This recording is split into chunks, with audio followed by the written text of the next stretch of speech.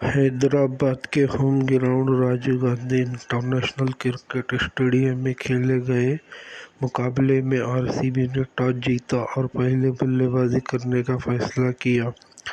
पहले बल्लेबाजी करने उतरी आरसीबी ने 20 ओवर में 7 विकेट के नुकसान पर 206 रन बनाए।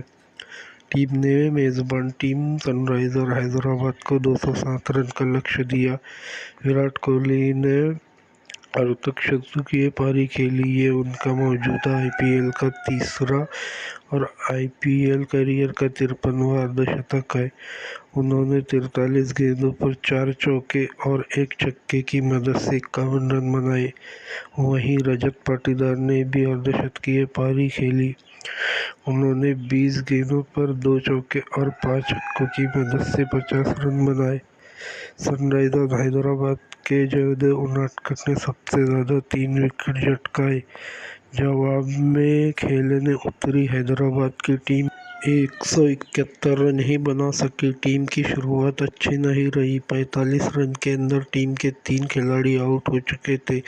त्रिवेदी सेठ सिर्फ 1 रन बनाकर आउट हो गए, जबकि Abhishek Sharma 31 run, Aiden Markram 7 run, Nicholas Klaasen 7 run बनाकर आउट हो गए। कप्तान और पैट कमिंस भी 31 रन बनाकर पवेलियन लौट गए। शहबाज अहमद 40 रन बनाकर नाबाद रहे।